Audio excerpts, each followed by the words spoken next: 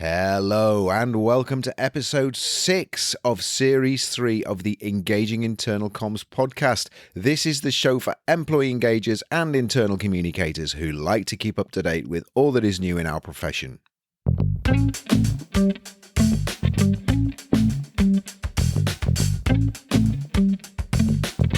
My name's Craig Smith from The Big Picture People. One of the things I mentioned in the last show, just in case you missed it, is that if you are signed up to our mailing list, if you are getting emails from us about the podcast episodes, we're going to be stopping that dedicated email from this week, actually. So if you're listening to this in real time, you're not going to be getting any more emails about the show. And that's because we are looking to consolidate our email communications to our audiences at the moment. So you're not going to be getting any more emails of this letting you know that the show is out. That isn't to say that the podcast is in any way going to stop. We can keep keeping the podcast going, but you will have to make sure that you are subscribed to the podcast already in whatever platform that you're listening to it to. Now, we are sending an email to you today if you're on that list, and that will tell you if you want to stay on our main mailing list, which is you'll get our general newsletter, which comes out monthly, which will have the podcast episodes that have gone out this month. You have the option to stay on that list if you wish, but we are not going to be sending any more specific emails just about the podcast. So that's just to be aware of. Also, we have another one of our events coming up in next month. So that is on the 28th of April at 3 p.m. in the afternoon. That's UK time. And that is our helping employees understand your organization's big picture. And the reason the whole kind of story behind that webinar is that what we find is that a lot of leaders have challenges explaining their organization's mission, vision, and values to their employees. That's because they're often too close to the detail, and the story is often too complex for them to articulate, even though they get it and obviously are part of that story. And so what we're going to be looking at in that session is how we can help them to be able to articulate that whole narrative in a more concise and more compelling way. So that's, as I said, it's a free webinar, 28th of April at 3 p.m. in the afternoon. And if you want to sign up for that, if you go to our website, which is thebigpicturepeople.co.uk, if you go to the events tab on the top of the page there on the menu, you can click on that, and the very first event that you'll see there where you can get more information or book directly is that very webinar. And that, as I say, it is completely free, and you're more than welcome to join us. The final thing I want to just talk about before we get into today's interview is that we are still running our pulse check. If you want to access that, it is a free 24 question diagnostic, which will help you to establish how connected your people are to your own organizational big picture. It's 24 questions, takes about 15 minutes to complete. It's entirely free, and at the end of it, we will email you a very comprehensive PDF report, which gives you some ideas on how you can make some improvements or continue the great work that you're already doing based on the scores that you have put in and the scorecard that has generated for you. So if you want to access that, go to pulse-check.co.uk. That's pulse-check.co.uk, and you can access our pulse check there, and hopefully you'll find the results from that and the report that we send through to you useful. Anyway, that's all for my introduction, and I'm going to move straight on now into today's interview. When I first got exposure to internal communications, it wasn't as an internal communicator. I didn't have a role of internal communicator. It was when I was a line manager. And one of the things I learned in my first role as a line manager was very much that employees, first and foremost, want to know what is important to them. Their primary goal, their primary motivation is to understand key things like, what am I going to get paid? What shifts am I going to work if that's the type of environment they're working in? What is my holiday entitlement? Those were always really key messages that people would want to find out for themselves and would move heaven and earth to find out. And what I learned, one of my first line managers in that role taught me was he used to have a mantra, which was, the core is bore, be vocal with the local, which in essence says that most employees will avoid anything to do with corporate information in favor of things that is really important to them or things that affect them or their immediate colleagues. And one of the things that I've always been really interested in is how that now translates into a more modern digital world. That was a long time ago. That was when we used to rely solely on printed media, newsletters, notice boards for communication, and a lot of face-to-face communication as well, which I still think has a huge part to play. But that now, as we've transitioned into a digital world, how does that still play its part? And I think one of the challenges that we've got as internal communicators, as we become more and more tooled up with apps and devices and technology that allows us to communicate to our employees around the clock, around the globe, around the world, no matter where they are, is that we don't necessarily think about what they need and how we communicate that to them, and how the psychology of what it is that we're trying to communicate to them needs to be tied into what's important to them. We need to empathize and respect what's important to them. And that isn't any way to be patronizing, but it's just to think about that psychology. So in today's interview, I wanted to really explore that. How do we communicate change effectively to our employees using technology or using the modern tools that we have at our disposal, but whilst remembering that there are some fundamental things that we need to be aware of. And also as communicators, we need to be acting as trusted advisors, experts within our organization, because a lot I'm finding a lot of the push to use technology is not necessarily coming from internal communicators, it's coming from elsewhere in the organization, new tools, new gadgets that we can use.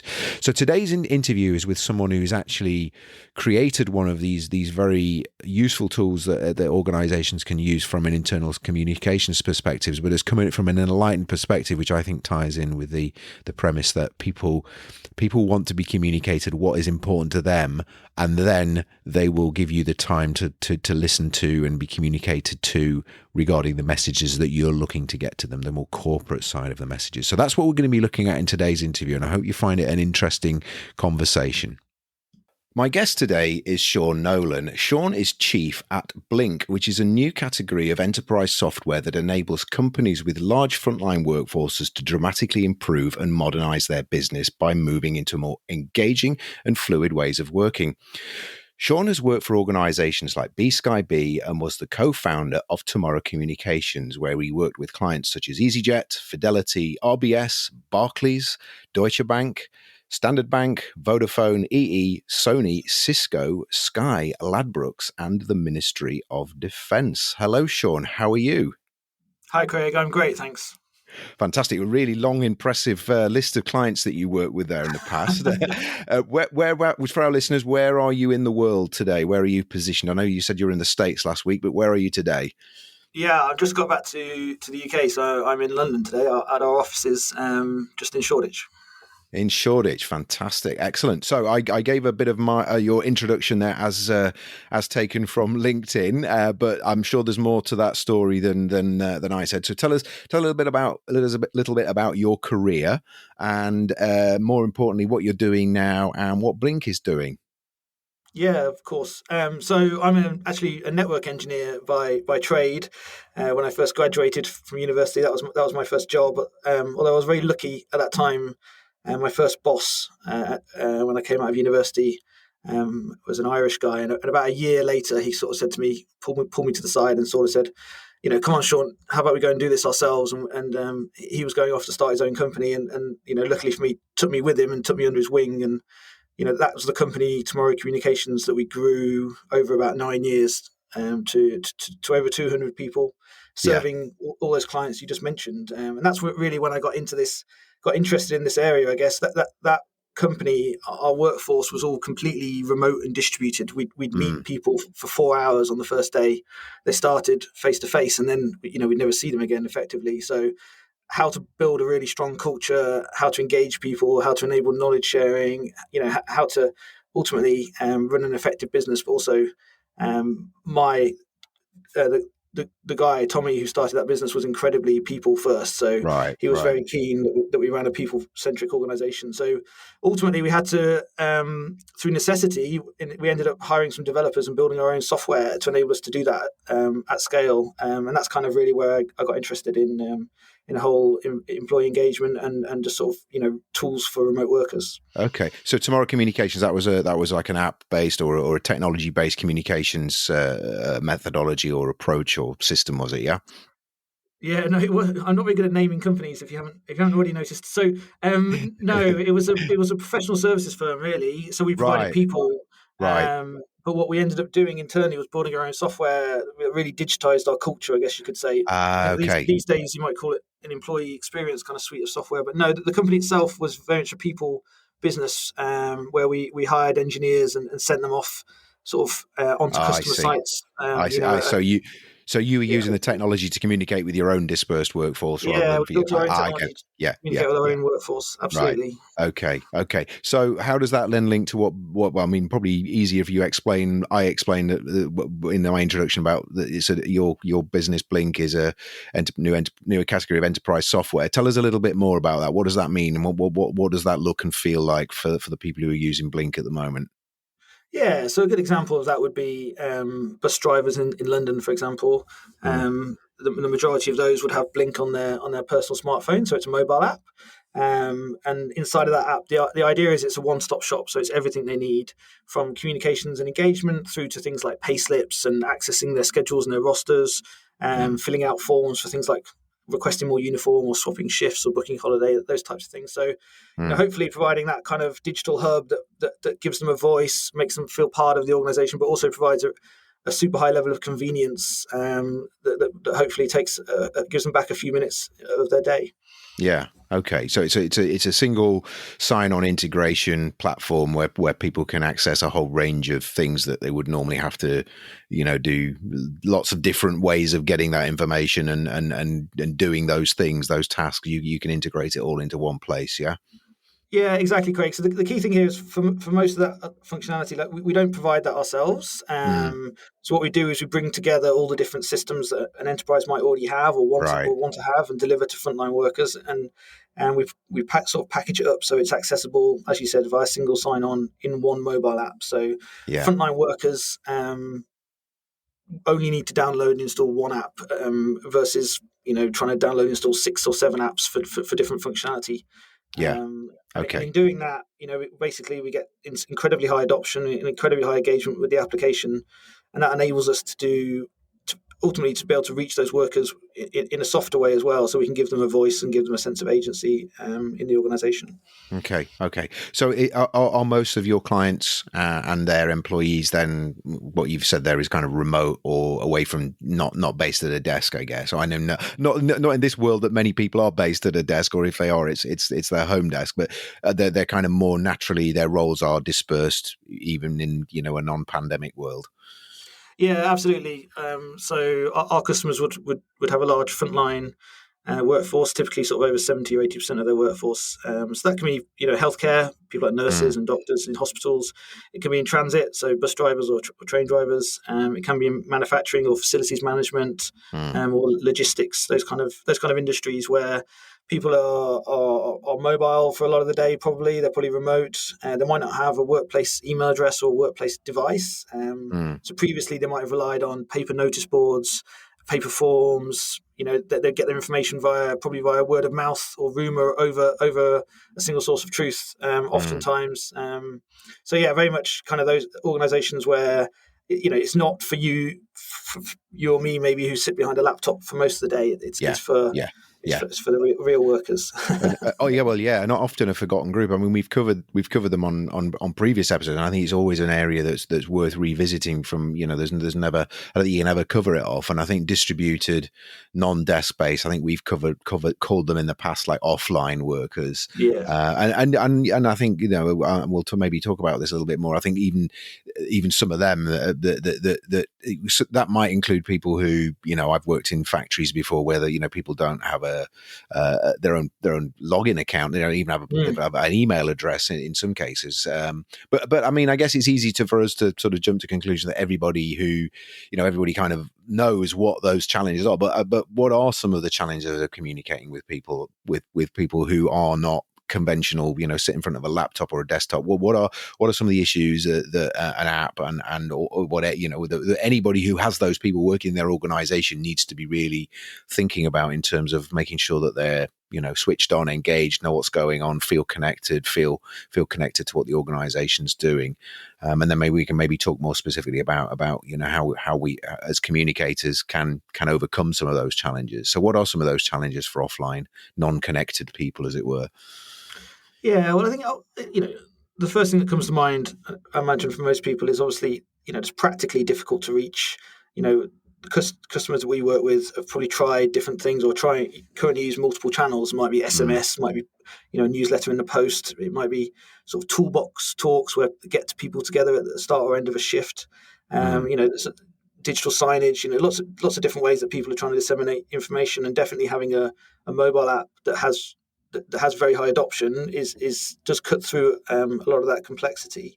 But I think the way we think about this is kind of the other way around. It's how do we give those workers a voice, both locally and kind of in a broader context? So how do we connect them with each other? How do we form groups inside the organization so that people feel like they have a strong bond with their co-workers? How do we enable local operations managers to be available to the frontline workers if they've got a challenge where they can't come into work, or they've got a personnel concern, or they've got or they want to swap a shift? Like, how do we make those types of interactions on a local level much easier? And across the organisation, then how do we enable people to have a sense of agency and belonging, and a sense of say in their own destiny? So we put a lot of on the product side. We put a lot of work into developing functionality around listening better to people, and there's a lot more. I think there's a huge amount more that we and society can do there. Yeah. But that's definitely some of the challenges. I think one of the big challenges that historically has happened in this space is the friction of installing a sort of workplace app on your personal smartphone is quite high. So whereas I turn up at work and I open a URL in my browser and I can access multiple applications through my browser, on your phone, downloading and installing those multiple apps, one for surveys, one for onboarding, one for health and safety, one for background checks, whatever it is, it is really high. So that's made sort of deploying mobile technology to frontline workers really, really challenging to date. Yeah, definitely. And I agree with you on that. I mean, I've seen this and I've spoken to people about this. There's certainly an interesting there's an interesting cultural difference I find in certain parts of the world where it's okay for you to use your business phone for business use, for your personal phone for business use, and in some places where you see people going around with two different phones and kind of that sort of strange schizophrenic nature of not sure which am I. Is it my personal phone or my work phone? Because sometimes they're exactly the same model and brand as well. And then, but then also I agree with what you said there, which is.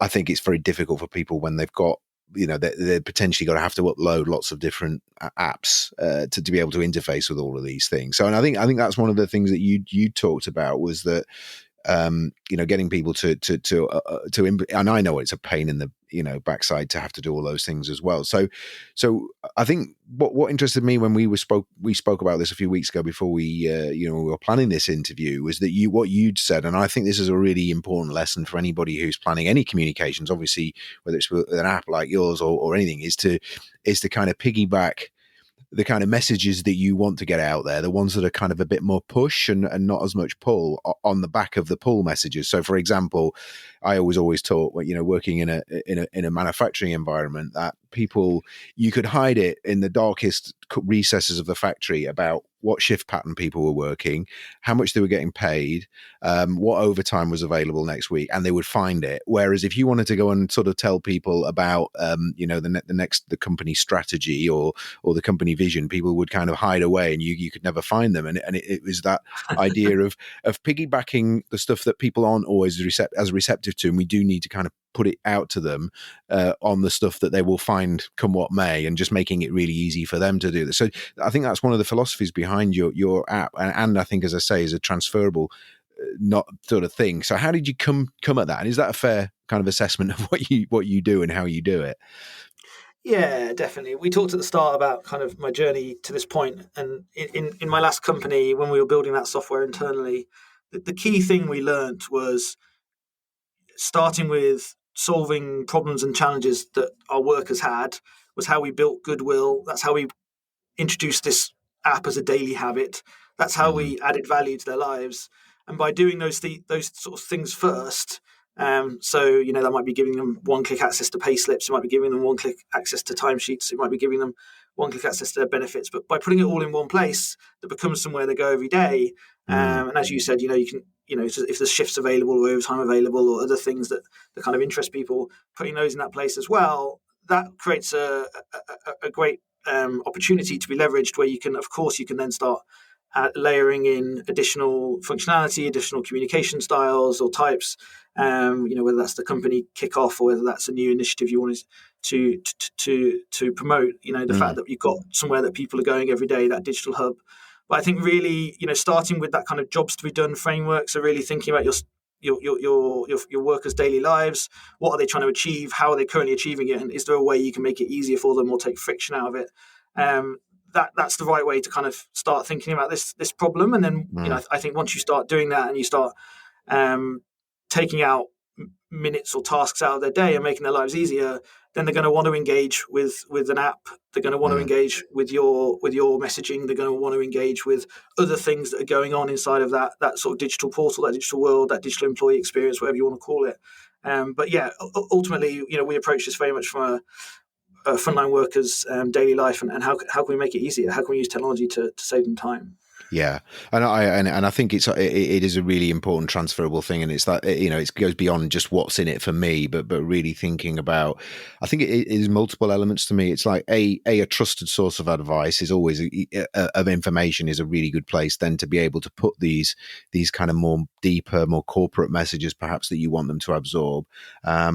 But also, I think there's a sort of there's a bit of a bond of a psychological contract thing going on there, which is, it's almost like, don't expect me to engage with your information about the business strategy and vision if you can't even give me some basic information about, my terms and conditions or where I go to if I've got this sort of problem. So I think there's almost like, it's like Maslow's hierarchy of needs. If you've got to satisfy those basic needs first through a communication process, and then you can layer up the more kind of sort of self-actualizing, more higher level, more engaging stuff, I guess. Would you agree?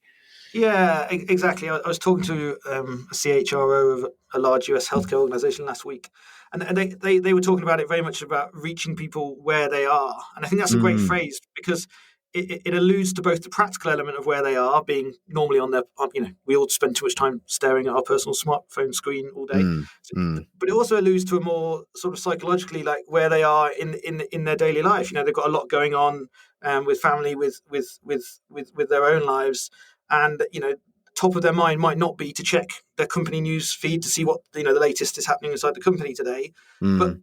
it might be to check if there's an extra shift available, or if they can book some holiday or book some leave, or it might be to check in what's happening in a social club that they're interested in. And then while you've got them there, and while they are in that mental place, maybe that's an opportunity to reach them with some other content if they've got a couple of moments spare Yeah, while they're yeah. inside the application. Definitely, definitely.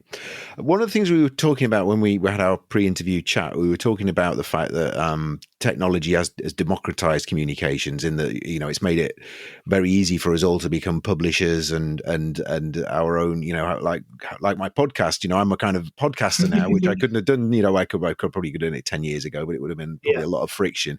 But nowadays, it's dead easy. But you've also said when we were talking that has kind of, there's a bit of a polarized things into the haves and the have-nots in terms of access and being able to use that technology. Can you expand on that a little bit more, Sean?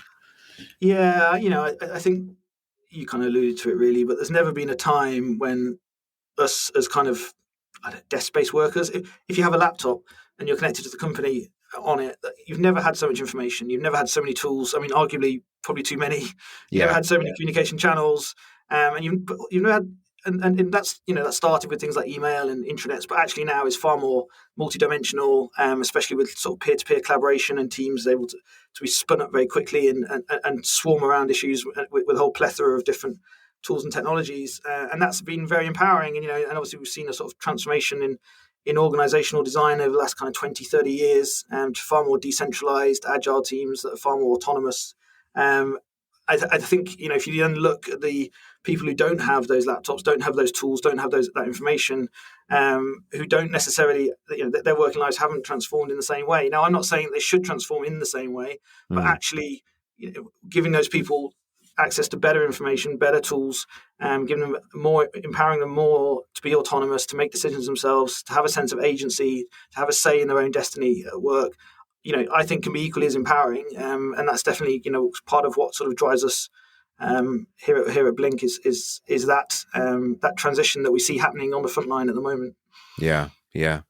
And I mean, in terms of that, again, without getting too kind of deep and philosophical about that, what is it that organizations can do to maybe redress some of that kind of haves and have-nots? Is it literally just as simple as not having the actual devices, or is there something else that organizations can be doing there that kind of, because I find this with, when we work with manufacturing clients, when I talk to people in manufacturing environments, in some cases, there is a generation of people who just don't use they're terrified by smartphones. Admittedly, that is getting probably smaller and smaller now. But is there something that organizations can do to, make sure that those people who maybe don't have smartphones and aren't used to using things like Facebook and Twitter and that sort of thing can still be engaged? I know that's kind of outside the scope of what you do, because that your technology is reliant on that sort of that use of those sort of devices. But what can organizations do there, do you think? Yeah, so we have some case studies that we kind of throw around about reduction in employee turnover that's seen after rolling out Blink, or the increase in employee satisfaction. And customers kind of ask me, do you really expect us to get this kind of change in those numbers? And my answer is always no. Like, technology is not the answer here. The companies that have seen a great success in making this transition are the ones where culturally the leadership have really lent into the concept of giving their workers more of a voice, who've set up frameworks and sent managers on training, and done all the other stuff that we all try and do every day. But when I'm the same here at Blink. I'm not very good at half these things. It can be quite intimidating to give everyone in the organisation a voice. The thought petrifies me, even in my own company. But I think leaning more into that open style of leadership with more authentic communication, more vulnerable, being more available, not polishing everything, sending out that rougher draft via a slightly different medium that might allow you the sort of flexibility, communicating via video.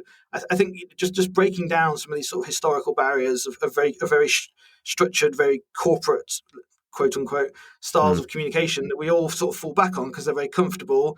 And actually, I've certainly found if you do make yourself more kind of emotionally available, but also just communicate on a more regular cadence with more bite-sized comms in a far more human way, I'm certainly finding here in my role that actually that kind of pays back dividends, even though it can feel very uncomfortable. So we see lots of our customers kind of doing that as well. I think we're all on this kind of journey together about what that really means.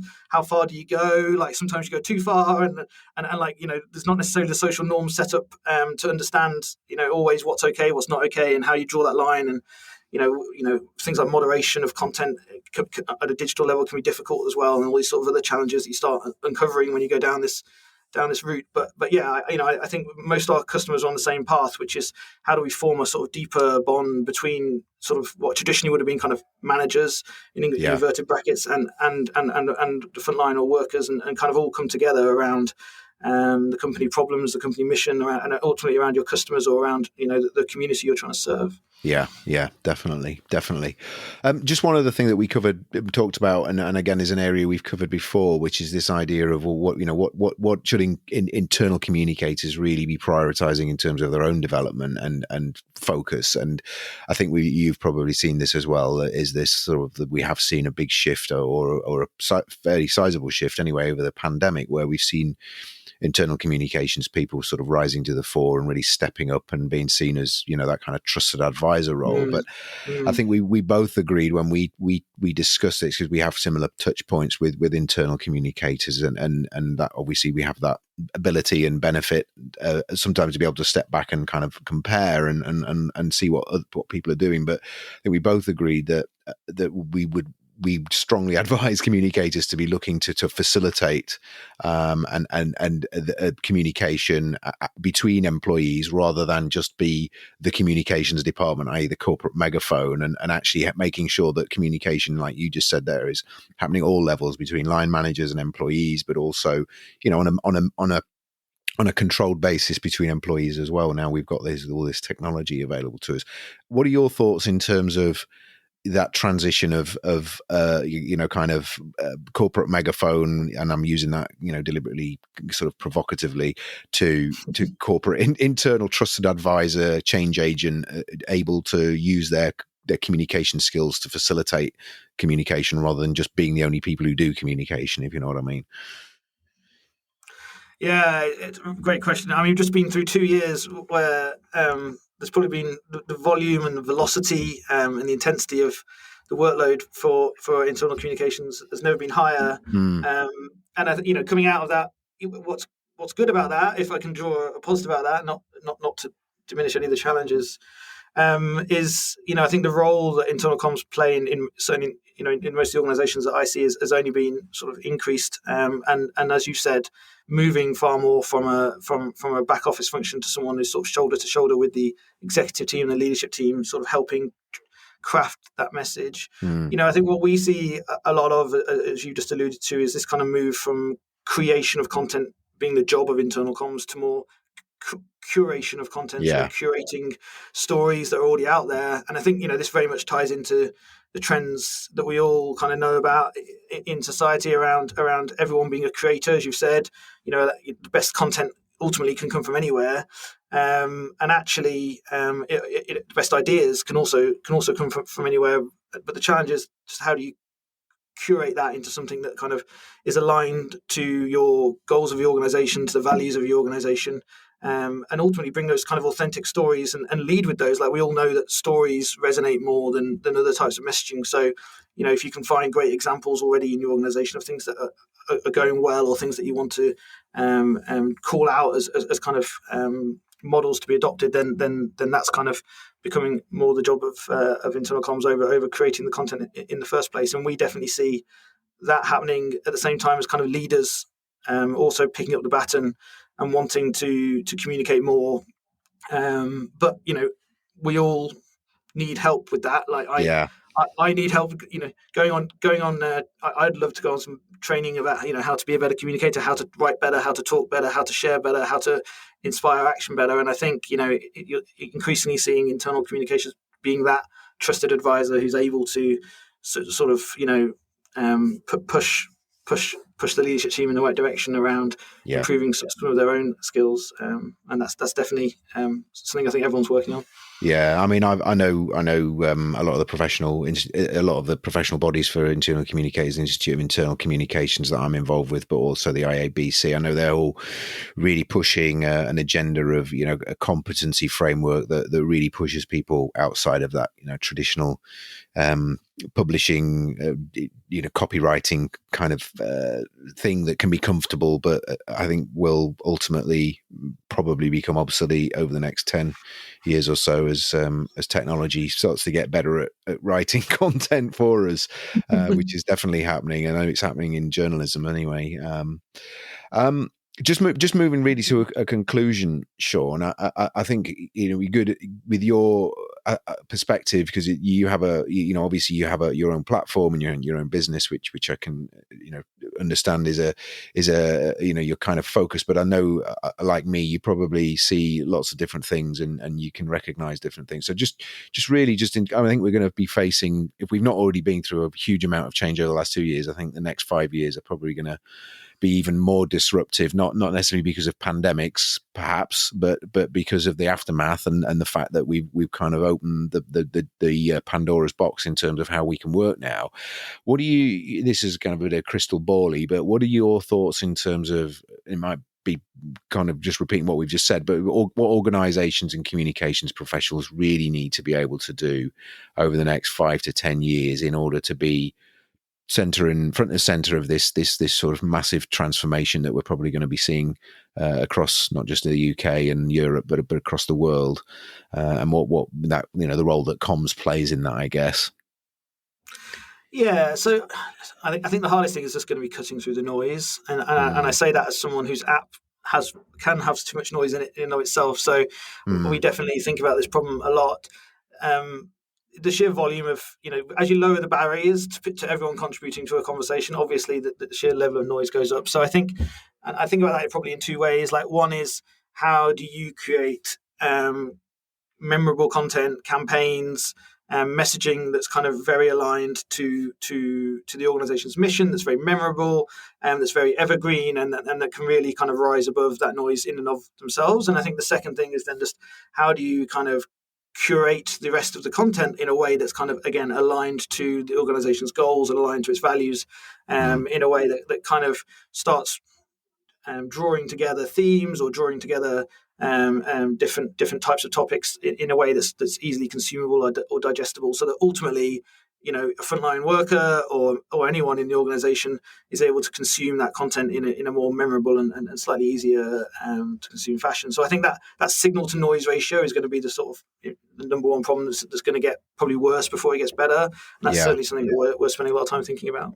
Yeah, definitely. I mean, it never ceases to amaze me, even in the era of kind of what we're now in terms of permission-based marketing. So I always use, I think there's a lot of parallels between marketing and external marketing and internal comms, in terms of how irritating it is that whenever you see a video that you want to watch on YouTube, you have to sit through sort of 20-30 seconds of meaningless sort of random adverts that are absolutely completely irrelevant to you, and how much of our comms contains that stuff that people just don't want or don't need, and there must be better ways, if that is really important, to get it into their heads. And I do think that there's still a huge amount of work that internal communicators need to do just to sort of simplify some of the messages and actually help people prioritize which are really important and which are kind of nice to haves. And I think the danger is we just throw everything at everybody and just hope some of it sticks, rather than kind of what's most important for people to understand, and then using that as a framework to help them make sense of some of the other stuff that we're going to be passing their way. Excellent. Well, what's the future looking like for you and for Blink then? What are your the priorities for you? Obviously, more and more clients is always a good thing, but in terms of developing the technology, any exciting developments for you that you'd like to share, or anything that you can share, I guess, publicly? We've got some pretty major releases coming this year. A lot of it is around the stuff we were just talking about, to be honest with you. It's about how we enable people to, what we call, amplifying great stories. So where stuff's happening locally, like, how can we amplify it? So we've got some product releases coming around that. And then the second one is very much around that kind of signal to noise thing. It's how do we sort of, again, enable the best sort of content to bubble to the top in a more kind of thoughtful way than maybe has been done before. So we're spending a lot of time thinking about those two areas from a product point of view.